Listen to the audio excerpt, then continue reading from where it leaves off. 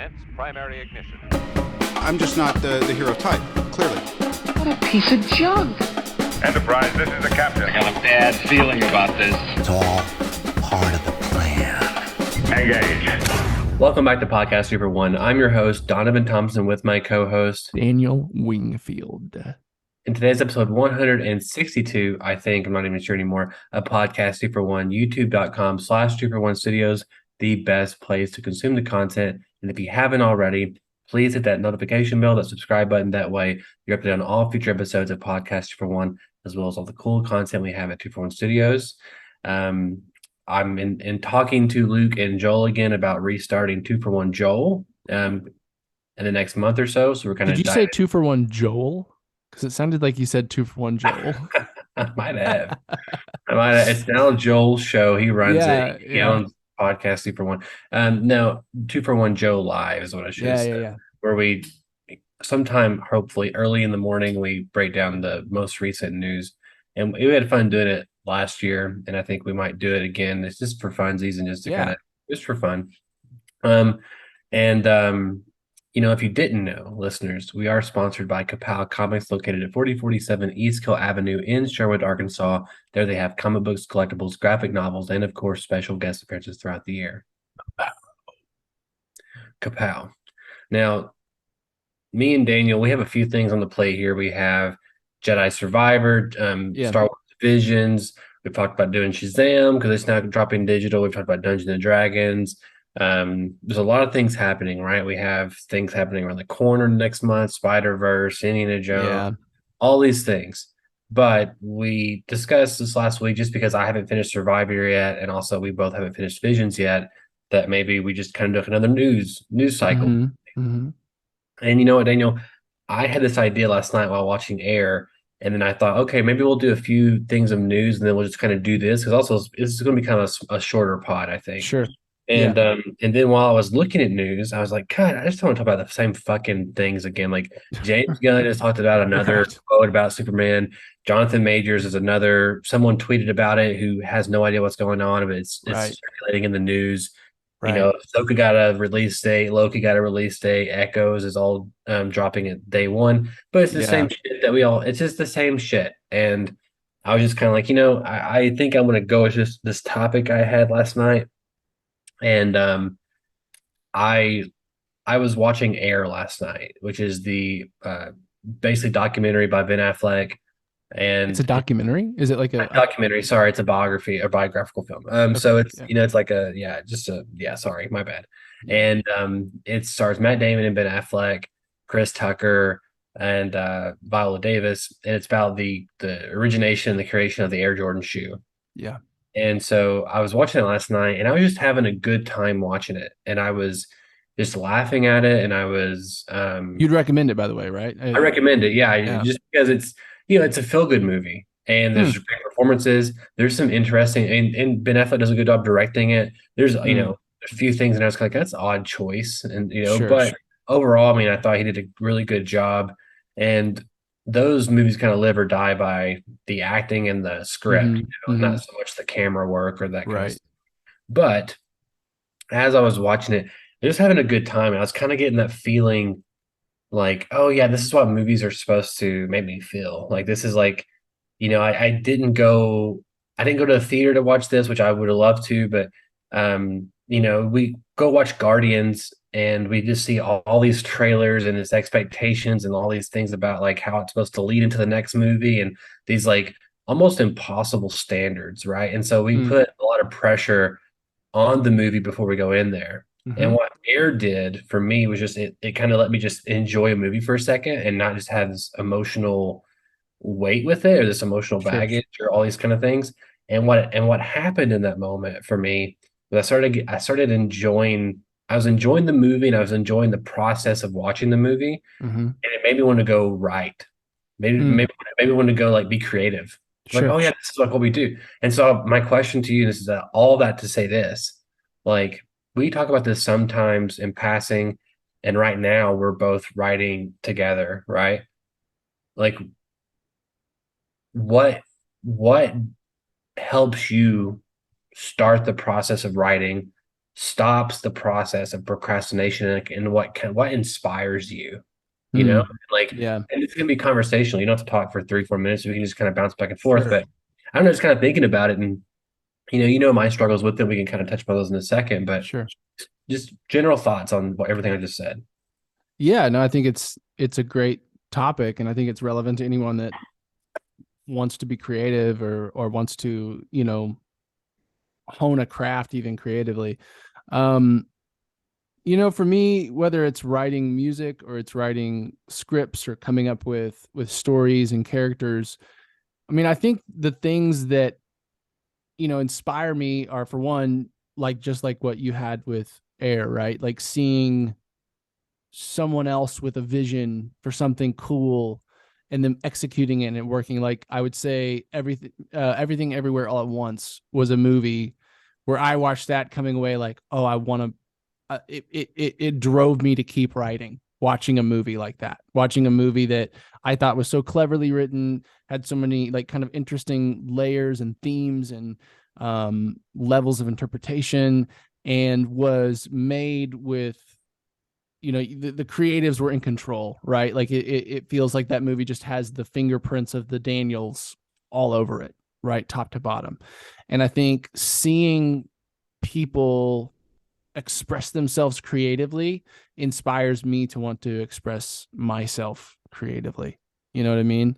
Mhm. um so I think, yeah, I mean, I think seeing other artists, being around other artists, seeing other artwork are all things that make me want to formulate my own emotions and thoughts into art. You know what I mean?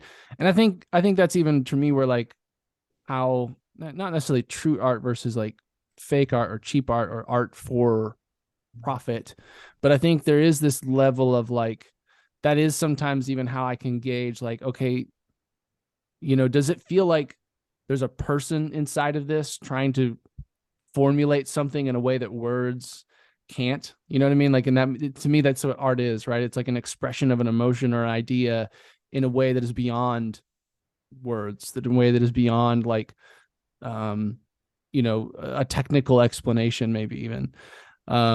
So yeah, that's it for me. I think seeing other artists, but I think, and kind of on the other hand with that, I think is, especially when it comes to me for writing music, um, having understanding myself better almost always leads to some sort of artistic expression, right? Like for me, whenever I don't know, figure out something that's been bothering me that I wasn't aware of, or maybe deal with a painful memory or something from the past that has been there a long time, and going through the process of dealing with that, of healing from it, of understanding it, almost always, or at least for me, very frequently, just kind of naturally produces some sort of response in me that usually tends to be artistic, whether it's a song or an idea for a film. I've had several ideas for films that have kind of spawned off moments like that as well. Some of them we may be writing in the next couple of years, right? And so, yeah, I think that to me, it's kind of, it's a little bit unpredictable sometimes. Like, inspiration, you can't just rely on inspiration to get artwork done. Sometimes you just have to work on it. You know what I mean? If you're wanting to turn your art into some sort of career, especially, or anything like that, you can't only work on your art when you're just feeling it, right? But I also feel like all of my best ideas come from those moments of feeling it. You know what I mean? Of being so caught up in some sort of emotion or idea that like it just starts spilling out, whether that's as a story or as a song or whatever. That's a bit of I threw a bunch at you there, but yeah, that's No, it's okay. I think there's like 3 or 4 things I want to touch upon that you said in there. One of them, I think, is interesting about how you're dealing with a past experience or a traumatic mm, event. And I like the idea, and this is maybe, I'm gonna use this word a couple times here in the next couple minutes. Like, I think it's romantic, the idea that mm-hmm, you're pulling something from inside yourself and you're pulling it out into another form. yes, And then so it's like you get you're growing from that process, and then you're also showing people basically your trauma, but it's like you're showing the trauma and the healing process in an art Yeah. form itself, which is just Yeah. pretty amazing and fascinating. I mean, just It thinking about, is. yeah, thinking about Chronos, that movie was about parents letting go and kids wanting to grow up and all these kind of Mm-hmm. things. Mm-hmm. And the whole movie is built around that last moment, when they're Right. both saying goodbye to each other. And that's just, pulling out, you know, my feelings into a Yes. visual language for people to kind of, maybe they've heard that story time and then time after again, but maybe they saw it slightly different Right. with different shot compositions, actors, dialogue, music, whatever. Another Yeah. thing I think is interesting that you pointed Well, out. can I just make one little Yeah, point off of that is yeah, that, one thing I think about, and I'm not basing this on any like knowledge, but I think to me the ability to create analogies or metaphors is one of like human beings, like one of our greatest tools, mm, because it allows us to take something we don't understand and by use of metaphor put it within context that we do understand, and then we can better understand it, right? And yeah, even like I feel like sometimes when you really understand a concept is when you can put it into metaphor and like, oh, I get it sure, now, it's like this, right? And I think that even to me is a little bit of what happens with that artistic expression too, where it's like it's putting the lesson into your own words, almost like if you're responding to a prompt on like an yeah, essay or something, right? It's like, well, this is what I learned, but I'm going to express it like this because that's just a way that clicks with me in some way. yeah. Like I see it, you know what I mean? So yeah, I just One wanted to throw that on. No, one thing just about myself, especially if I'm in an argument with somebody or a tense conversation and my brain's going really fast and Sure. I'm just like processing quickly, I almost universally always use the dumbest fucking metaphor I could think of in terms of like, not because it's stupid, but I'm saying like it's just outrageous. It connects in Sure. my brain, but it's outrageous for the context in the moment. And like Yeah. I've always been that way. Don't know why. Don't know what that says about me, but anyway. Sure. Another thing you said that kind of was interesting to me, and it's something I've always felt, and I think every filmmaker who goes through this process feels this unanimously. I don't know who Yeah. does it, but we were at the Made in Arkansas Film Festival a couple weeks back, Mm-hmm. and every Shout out time, to Johnny and Carrie. Great festival. shout out to Johnny Brandon and Carrie Mike, in the Rod Robinson Theater, and Yes. you know, I've always felt this way of like, even though sometimes some of the movies are lackluster, and sometimes the movies are really good. They just blow your Sure. film out of the water. You had that spectrum of like really Yes. bad to really amazing, and then everything in between. It's just typically every film festival, right? Right. Even though you're sitting there watching some of these bad films or even these amazing films, I always kind of walk away like just being inspired by Yes. even these bad movies who are doing something, trying to do something that they're failing at. Yeah. And you're like, maybe I could have done something different there, or see these amazing movies and being like, man, that was incredible. And like, I wish I could Yeah. make something like that. And on Yeah. top of that, the environment of like just being around your peers. I think Right. sometimes, Yeah. we both worked on low lives and its examples in Chronos for a long time. We shot, of course, a couple of days, but then we spent months/years Yeah. by ourselves, locked away behind a computer in a room, dark, whatever. Um, and then we don't get to see anyone that actually works on the things that we also work at. And it's Right. also different at our level because we're not around filmmaking productions like big Sure. ones, and we're not doing it on a daily basis because we have other jobs and families and X, Y, and Z. Right. So I think that's one thing that filmmaking or film festivals can do for anyone is, I can encourage people like, yeah, you may have seen those films before at the Right. UCA Film Festival, or you may not like this director or this person, or you may not, think any of these films are Mm-hmm. good because you're better than them, and you might Sure. be, but go anyway because I think it's infectious, is Yeah. that creativity and that inspiration. I Um, agree.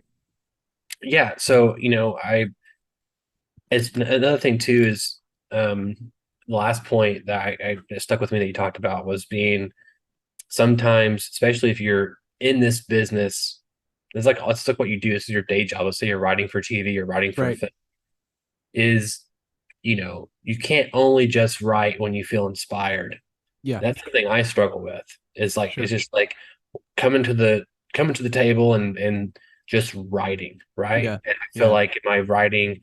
What am I writing? Am I just writing to write? What's happening here? Sure. And one thing that I hear Craig Mazin and John August Mhm. talk about is like the profession itself is not romantic at all. Mm. Like you can find it's generally just it's a job, and Yeah. you obviously can get wrapped up in the process and you can love what you're doing in moments. But a Right. lot of it is it's a job. You know, you're coming up to the day and you're just like, I got to get these many pages out by X, Y, Right. and Z, or there's rewrites happening and I got to do a whole new draft of a movie within 2 weeks or even less than that. Right. And it's like you're under the gun and you're just kind of Yeah. you're meeting deadlines and you're trying to appease executives and take notes and those kind of things. Right. And so it's something I struggle with, in terms of just coming to the table and just forcing myself to write and then hoping that something sticks from that. And typically I feel Yeah. like I don't start the writing process until I know where I'm going or what I'm trying to write, which I think is something I need to break myself of. Yeah. No, I think I struggle with that too. And I think, I think uh, for me, when it comes to like getting to the table to start, that is usually the biggest hump is sitting down and opening up the program. If I can get there, I'm usually can get on a roll. And I think for me, once I start actually getting into the scene mentally and I start writing it where I'm watching it in my head as it's coming out, that's usually for me a very invigorating process. Like it I agree. makes me feel good. It makes me feel like it kind of exercises. I feel like parts of my brain that don't get exercised in other ways. And almost Mhm. this kind of like you're going to a make believe place in your head and you're just creating every detail that is relevant. I don't know. There's just something really magical about when you're in the zone writing. You know where you're going, you know what the scene needs to be. Ideas come up in the midst that are cool that you might add into it, right? Like Yeah. just all these kinds of things. Like that's when I can get into that flow state, I can usually stay there for a couple hours and usually get a decent amount of, maybe a dozen pages if I'm Yeah. on fire, right? Yeah. Which is good. Like, I mean, like that's if I was a working writer, a dozen pages a day would be damn good rate of pages a day to be done. It'd be amazing. Be Yeah. higher than the norm, right? Like John I would August think. and Craig Mazin, I feel like they talk about like 6 to 7 is their norm, right? Yeah, Like potentially, yeah. just like a general rule, that's how much, because they also talk about it's not just about time, it's also about energy you're putting into it, and that like Right. writing for 2 hours to me is a lot more depleting of my energy than editing for 3 hours or something like that, like something that takes much less of my kind of like mental capabilities to engage with. Right. So yeah, no, it is like just sometimes just a discipline thing, right? Like for me, I have found that I work when I'm writing, when I'm in like the writing time, we've got everything we're ready to write. For me, I work best if I write first thing. First, like after I get, my son to school, I get home, I get settled before, as long as I can, before I have to do, day job stuff, before I do anything that, I might be doing other project wise, let me write for at least an hour to an hour and a half, because that's when I'm going to be kind of the most awake and alert. And I know if I just make myself start there, I'll get it done. And then I'll feel great about the day because I wrote what I wanted to write and I can just get the rest of the shit done. You know what I mean? Yeah. I don't feel like it's hanging above me. Oh, well, I need to get this done so I can write. Um, and, I do think too, like for me, this is very personal for me, but like, or personal to me specifically, but like, writing scripts versus writing music is a very different thing for me in terms of like there is analogous parts of the process, right? Like I think for me, writing music comes in two stages. There's two main stages. It's composing the music itself, like the chords and the tones and the drum samples, and it's creating melodies within that. Like that is usually something I'm doing, or I'm writing words and lyrics. And you very rarely am I doing the same one at the same time. They're very different moods even for me. The composing of music's very productive, very much like I can sit down for 3 hours and maybe come up with like 2 to 3, maybe 4 song ideas that I really like that are just like kind of hooks or beats or whatever. Just because it's kind of just flow. It's like, oh, what do I try this patch? Does it sound good? Great. That makes me, I'm going to use this drum. And it's just kind of like, I'm just feeling it along. For writing, for me, I have to know what the song's about to write it.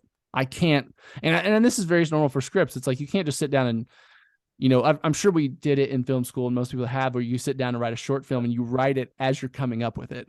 Yep. Done that. Oh, Done that a lot. Me too. That's probably why all mine got finished, because I was forced to write something, and I was like, I think all those scripts we wrote in Bruce's class, Bruce don't listen to this anyway, even though he's on the show. I know he didn't listen to it. I wrote all those right before class started, like 10 minutes before class. Oh, I remember coming in. I would routinely just stop by the room you worked in, just be like, see how close you were, and sometimes you just be like, I can't even look at you because I'm typing. There's no time. You're very right. You're right. Yeah. Anyway, I think for me, when I'm writing the lyrics or I'm writing a story, I think I have to have a pretty solid idea of what it is and what it means and what it means to me at the very least. Right.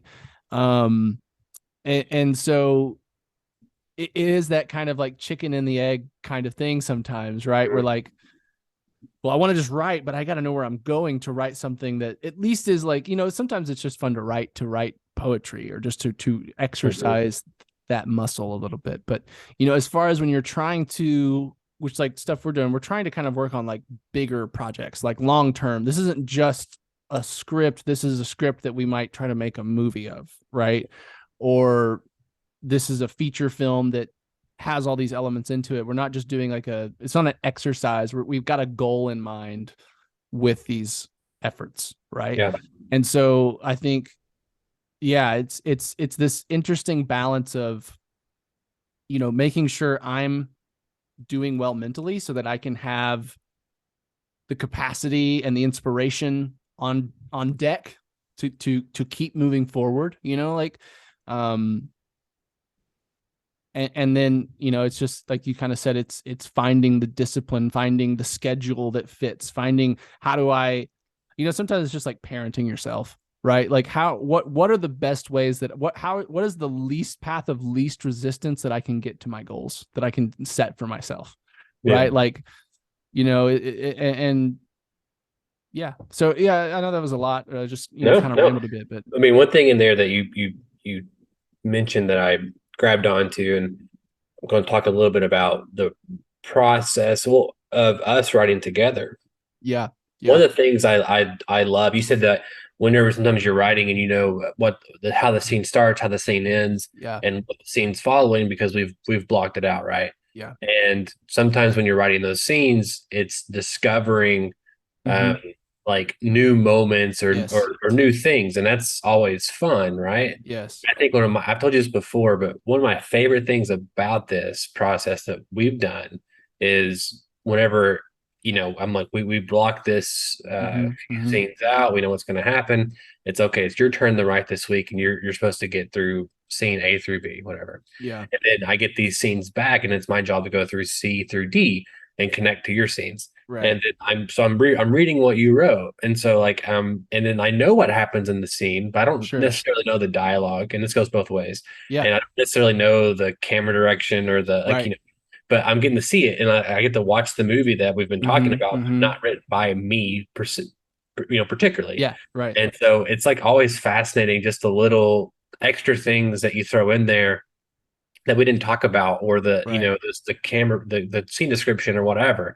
Yeah. And I think that discovery is so fun, and it's so different too than writing by yourself, because you're doing it all by yourself and you're discovering it as you go, and it's different, but it's just interesting how I don't know, that feeds off each other, and we work really good together too. This is something that I heard on Script Notes again a couple weeks on a recent episode, was that they were talking about when you're going in as a writing duo, and when you're pitching to a studio or a manager or agent, whatever, like, hey, here's our work and whatever, it's important to, let's say, it's important to call out each other's strengths, and like don't say like, oh, I'm really like Donovan. Donovan doesn't say I'm really good at writing action or screen screen description. Right. Say, like one of the reasons why me and Daniel work together. Daniel's really great at understanding people and writing dialogue. Yeah. And he can observe that and just kind of put that on the page, and then you would come in and say something like, yeah, well, I appreciate that, but the thing that really makes us work is like, I can do that Donovan can come in and kind of do the screen description and paint like a visual setting kind of thing. And it shows as a writing team to these people. This is what Craig Mazin and John Need are saying, both. is that you need both. Yeah, We yeah. can't is why would they want to hire a writing duo when they both do the same thing? Right. Yes. Yes. And then right, it's also right. like, and typically it's like a band, right? Bands fall Yes. apart. So it's Sure, like, sure, so it's like it's already maybe a little iffy hiring two sure. people, but also it could be advantageous if they're simpatico sort of thing. Yeah. Yeah. I mean, like, and I'll say, like, I think it's been, it's been a growing process learning how to work together as just Daniel and Donovan, but also just write cooperatively. It's just different. And I think, I do think, like, when we're talking about like kind of the discipline side and the goals side, it is really helpful to have someone there that is wanting to get to the same place you are. And it's not so much that, like, you don't want to not, it's like having someone that you're like, well, if I don't do this, it'll be fine. But, I don't want to let down my partner as far as like, I don't want to feel like I've, either haven't given enough on that side of it, or if it's just kind of a thing of like, having someone to remind you each other of like, it's a long process. We both said, and I think we said before, we're playing the long game. We're not trying to become, successful writers by the end of the year. If it happens, great. We're not going to argue with it. But, we're playing this game of like, we're looking at this as like trying to build a career. And by doing that, trying to position ourselves within the next few years to be ready to be found, essentially.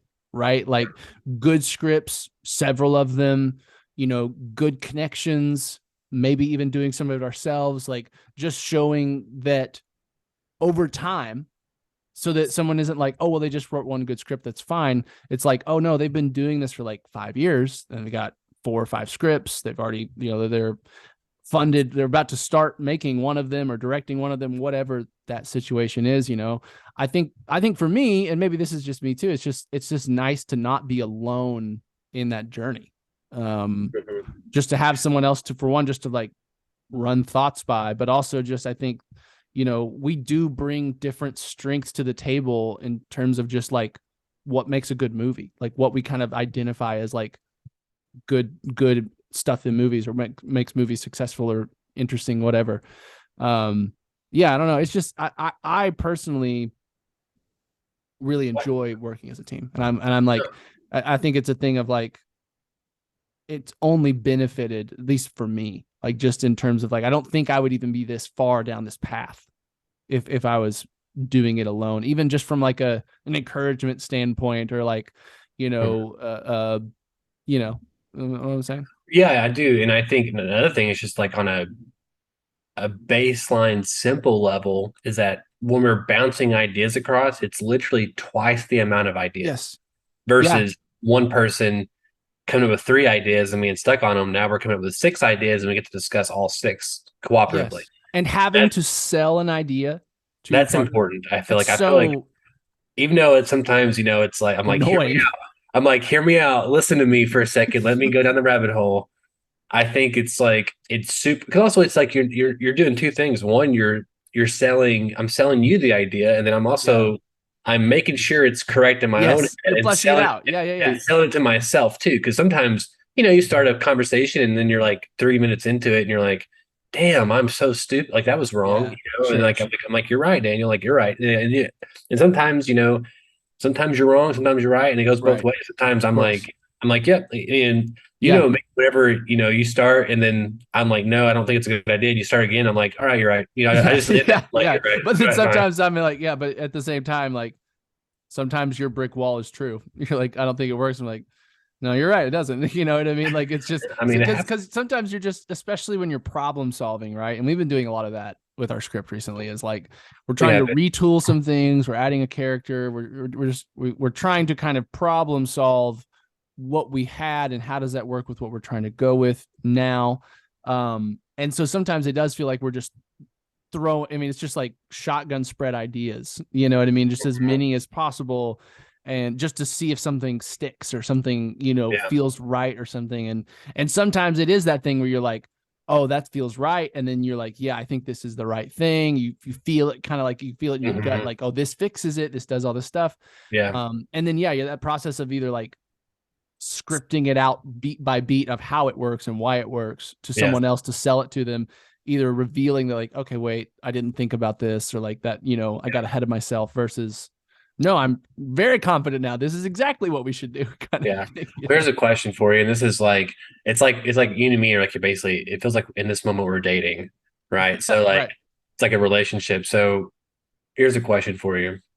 And I'll be honest on my end. Yeah. Whenever if I present an issue or a solution or a problem, are there moments where you give in just to, not in the argument, but like to like, maybe it will work, but I just don't know yet? Or, you know what I'm saying? Does that make sense? Yeah, I think so. I mean, I think, Yeah. I think there's an element of cooperation, right? Where it's like,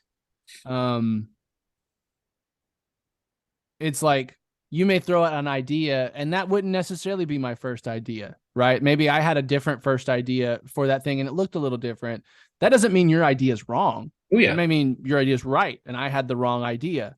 Right. And sometimes there's an instinct to want to be like, no, don't, no, not almost like corrective. Like, no, it shouldn't be this. It should be that, like in the moment when, wrong and different are two different things, wrong and different. Exactly. And so I think some of it is just like, some of it's just reacting to each other's ideas and like, oh, that's it. But sometimes it's also just thinking about them and like sitting with them and being like, okay, well, let's think about what, how would that look? That's a cool idea. Yeah. Let's see how that would look, kind of thing. So sure. I don't think it's like it's not so much like I don't know. It's not even like, it is a little bit of like, I mean, that's just kind of how teams work well. Teams don't work well with one person trying to dominate with their ideas and trying to be like, no, it needs to be this, or even like, so, teams work best when we put all the ideas on the table and we all honestly give them each a shot.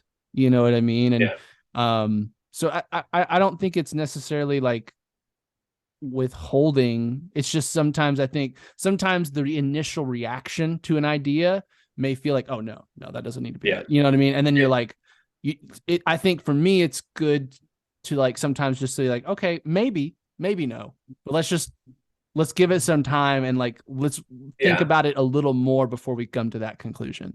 And also something people need to really think about or understand if they are writing with somebody else is that just because someone says no, doesn't mean they don't like it. Maybe it means that you're not articulating your idea well enough. Exactly. Yeah, exactly. And I think, I think we have a good communicative relationship where we don't stop until one of us gets it, kind of thing. We're just kind of like, we figure out a way to get the point across eventually.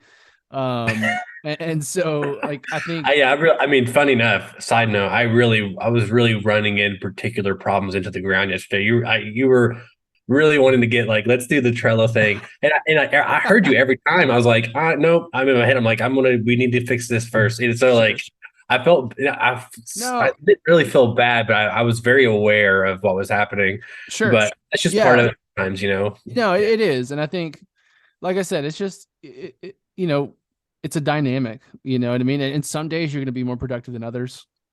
Some days it's going to click easier. And then other days it's going to feel like, is this movie ever going to be done? You know what I mean? There's some days where I'm like, I see the path. I see it. See it. We just got to keep going. Just keep walking in the direction we're going and we'll get there. Don't change anything. And then other days it's like, are we walking into a black hole? Like, is that what we're actually going into? I'm impressed that we're even in your version, we're walking. I feel like sometimes I'm crawling and absolutely. And I'm just like, I'm eating dirt and bugs on the way by accident. And I'm just, there's a big giant airplane wind fan in front of me, pushing me farther back and my hair's going. That's what I feel like. That's how I feel most of the time. And then other times, like I get super excited and I not overreact, but it's like my brain's like, we were walking, all of a sudden I'm like, I'm ready to fly all of a sudden. Right. You can get in a rush sometimes. Like you can get in a rush. Yeah. Yeah. And I think I have that feeling too. Like when you see the finish line, when you maybe you think this is the last draft, but maybe it's not the last draft of a script. You know what I mean? Yeah. There's, and I think it makes sense, when you see it connecting, when you see the path towards your goal and you just kind of see it in the distance, like, well, if I just run faster, I'll get there faster. But also, I know for me, at least, I've learned many times that like there is a certain pace that I can go at and like still like be managing the rest of my life well. You know what I mean? Like, Yeah. I think that's another thing, we're both chasing after this goal while working other full-time jobs and having young kids in our houses, new families, it's not like there's nothing else going on.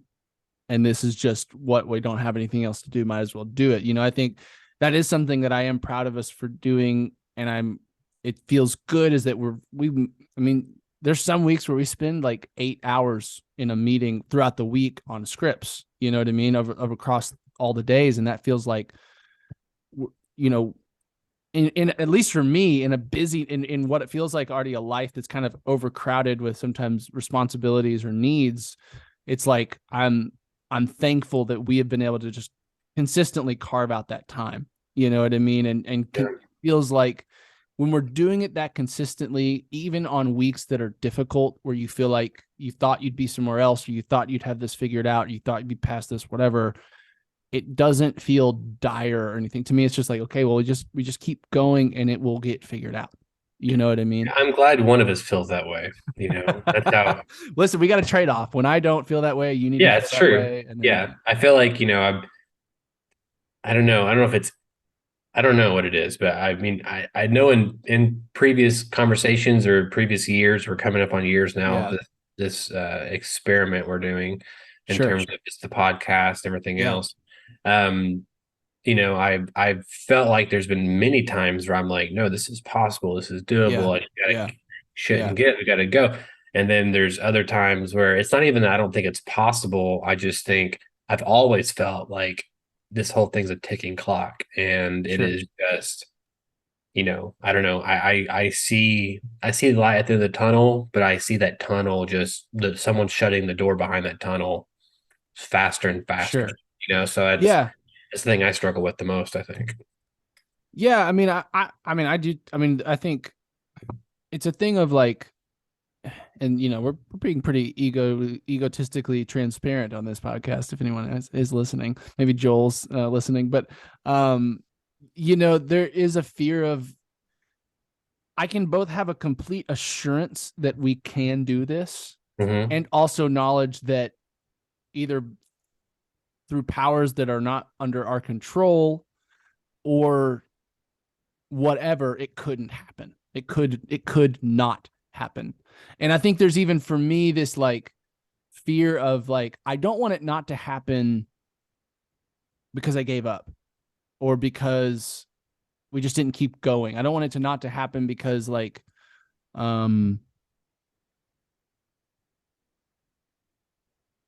it's simply I don't know, a keeping the faith thing or an effort thing of like, it's working. But I think it's like this fear of like, in some ways it's like fear of not living up to your own potential or your own expectations of your potential. Right. 100%. And or the expectations that society or your family. Yeah. Or it's that thing of, and here's the ego talking. It's that thing of like, well, I think I can make it.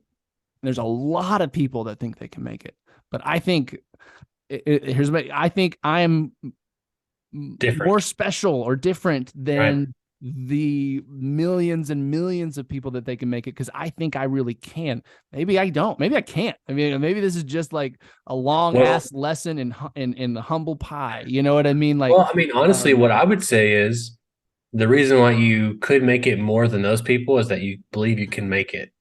You know what I'm saying? Like, sure, I think, yes. Well, that could be the small edge that is going to separate you from all those people who were in film school and thought they were going to roll out and direct their first indie feature, right? And now they're working somewhere that's not related at all to their thing, not because they don't want to, but because they didn't have it, or they didn't have the ability to pursue Sure. it, you know? Yeah, no, right. And like, I think, you think about the greatest, some of the most dominant pro athletes, like they talk about how, like, when they step on a basketball court, they believe they are the best player that is there. Maybe they're not. I've even heard to like, maybe I'm not, but I have to believe it to play like that. I play. Yeah. Like the only way I can play at this level is if I believe no one's better than me, kind of thing. Yeah. You know what I mean? And I think there is an element of that where you have to say, like, you're never going to achieve it if you don't believe you can. You know what I mean? Or at least have an idea that you can. And I think, yeah, it again, but at the same time, we have to also acknowledge that there's millions of people that can do it and don't, for whatever reason, whether it's life getting in the way, whether it's they just decide that's not their dream anymore, whether, whatever it is, and I think, I think part of it is like trying to just navigate that of like, I don't want to be one of those people that could have done it, but didn't, you know what I mean? Cause I think I can, and I really want to. I mean, some of it's proving it to myself, right? Some of it's just like, I think I can, but the only way to know is to try. Yeah. Well, Daniel, I think you can. I think we can. And well, no, I know we can. And you know who else knew they could, who believed in themselves? Michael Jordan, which is last night when I watched. Yes. I watched Air last night, which started this whole conversation, and I'm really glad we went down this path. We haven't done a pod, I'm not sure, ever like this, where it's just you and me talking about filmmaking and nothing else. Yeah, I mean, no, this is a very personal, like, just the process of working together, creative collaboration, the podcast. I don't know. Yeah, and I feel like we could talk 6 more podcasts easy on just this of how we do it, why we do it, all the other little things that we probably don't even think about while it's happening. Absolutely. But anyway, I'm glad we did it, and it's I wouldn't want to be on the podcast with anyone else. I wouldn't want to be writing with anyone else either. Me either. So, and I think talking through it just makes me feel more like, yeah, that is why we work good together. You're kind of this. Yeah. It's like reminding yourselves of like, yeah, we got a good thing here. We just got to keep going. You know what I mean? Like this kind of partnership, having a same vision and kind of the same like drive to get there. Those are hard things to find in other people, just in general. You know what I mean? And so, I'm excited for the future. I hope that this is one of those like, really fun, deep cut podcasts that gets like referenced in like 5 or 10 years. Like when we are successful and someone wants to write an article about like, I listened to their entire podcast catalog and I wrote like their 10 keys to success that I just derived from their in such intellectual and smart things they said. I think that's actually the end goal. I don't care about the success. I just want that article. Yeah, sure. Hey, if we get that, I will to your face say we made it. Okay. Someone that we is that the only that's the only way you will ever say that to me in my face? Like you'll never in any other circumstance. Okay. Maybe. I mean, if we're holding an Academy Award, I might say it. I might just say we got lucky and this is a fluke. That should be the speech. We made it, and then we made it. Yeah. Let's be even weird about it, and you say we, and I say made, and then you say it together. It's just real weird about it. Yes. Yeah, I feel like I don't know. Probably will suffer a lot of imposter syndrome. Oh, of course. Even after success. Yeah. So I think it's something I suffer imposter syndrome in Walmart. You know what I mean? Like I'm not gonna. Yeah. Well, it's honestly, I think it's something that's only hit me in the last 5 years or so. I think it's something I never had an issue with until I've gotten older and just I've dealt with more things. I think so. Sure. Yep. Yeah. But if someone wanted to write into us about their writing process or what inspires them to get creative, how could they do that? Well, they could write into bit.ly/2for1mail and let us know anything about those things. I love that. What inspires you to create? Do you have any like keys to success? Any like, tried and true, tips and tricks that really help you either get started or keep going or whatever? I think it's just the same as it's really fun to see other artists' artwork. It's also just really cool to see other artists' process. and see how they're doing it in motion, And so let us know, bit.ly/2for1mail. Yeah, a good way of putting it is, how do you get to the keyboard in the morning? I'd love Yeah. to know. Yeah. I feel like me Yeah. getting to it is like that is the hardest part, is Yeah. getting to the keyboard. And it's so, I mean, like, I do yoga with Adrian, YouTube yoga, and it's not, this phenomenon is not, specific to this. I mean, what she says all the time, the hardest part about yoga is getting on the mat. The hardest part about yoga is just showing up. If you've shown up, you've literally half the battle's won. Yeah. You know what I mean? That's the title. I just decided that's the title of our podcast this week, is getting to the keyboard. I love it. That's a great name. Yeah, that's it. Anyway, guys, if you can't hit us up at our bit.ly, you can always write us in the comment section below. As I mentioned earlier, we're on YouTube, youtube.com/2for1 Studios, the best place to consume the content. Daniel, this is now one of my favorite episodes we've ever done. Yeah, we need to do just more off-topic. I mean, we do say, like interest us, or I mean, we do say in our bio, whatever, that we're two aspiring filmmakers. Indeed, that's how we started, and so I think it's good to remind audiences that, but also even better for us to remind ourselves. Mm-hmm. So, and it's fun to document it. It's fun to document. Listen, whether the audience enjoys it or not, there's some good nuggets in here. I might need to re-listen to this episode. You know what I mean? Like, I might need to remind. Is when you stumble upon this and you listen to it and you don't know who's talking because you're so old you can't hear correctly. And then you look at the name, it's like Daniel Wingfield and Donovan. You're like, whoa, I said this 40 years ago. I was smart back then. What happened? Then I'll say I've made it. Yes. And then you'll say I made it, and you'll die on your deathbed right then. That's what will happen. Anyway, Daniel, my name is Donovan Thompson. I am Daniel Wingfield. And we have spoken.